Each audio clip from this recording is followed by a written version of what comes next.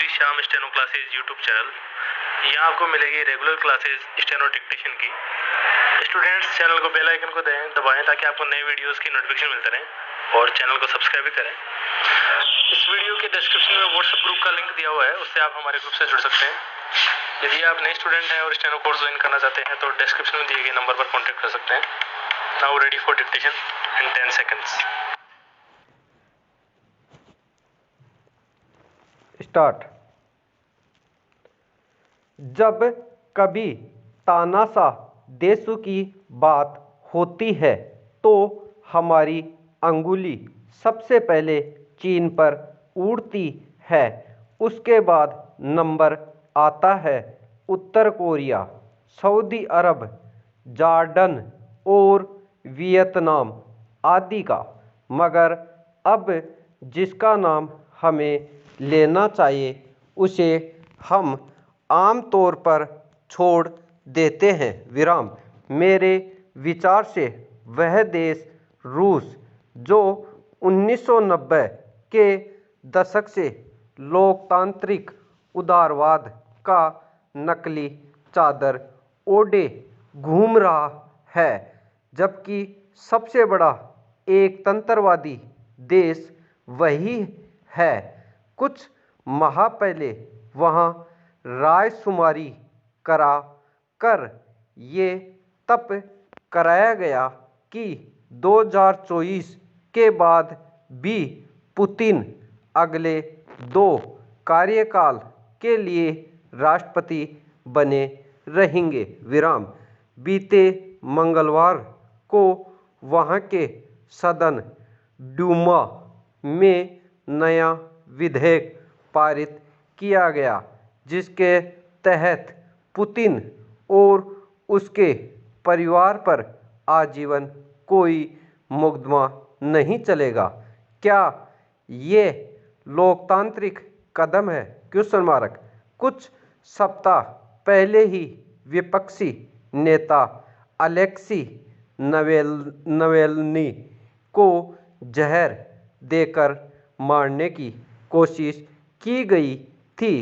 ऐसे अनेक कारण हैं जिनको वजह से रूस को एक तंत्रवादी देश की श्रेणी में माना जाना चाहिए विराम। उससे दुगना उस बीमारी को हम अपनी गैर जिम्मेदाराना कार्य से बढ़ा रहे हैं विराम। फिर दुखी भी हम होते हैं, बीमार भी हम होते हैं, रोना भी हम रोते हैं। ऐसे में बीमारी का इलाज कैसे होगा? Question mark. पैरा। कुछ समय पहले ये खबर चर्चा में थी कि इस बार रिकॉर्ड तोड़ 2 पहिया और 4 पहिया वाहनों की बिक्री हुई है। अब ये वाहन कोई घर में सजाकर रखने के तो न है नहीं, सड़कों पर दौड़ेंगे, प्रदूषण बढ़ाएंगे। फिर प्रदूषण बढ़ेगा तो हम पराली का रोना धोना शुरू कर देंगे, जो पराली निर्धारित समय पर केवल महीने या 15 दिन ही धुआं फैलाती है। ये वाहन तो रोज ही अपना धुआं उगलकर प्रदूषण बढ़ाएंगे। आखिर हम समस्या का इलाज तो करते हैं, लेकिन दूसरी तरफ हमारी इस प्रकार की ये गैर जिम्मेदारी से समस्या ज्यों की त्यों ही बनी रहती है। फिर फटना जरूरी नहीं है। वहाँ इस तरह की घटनाएं सामने आती है तो अचरज कैसा? Question mark.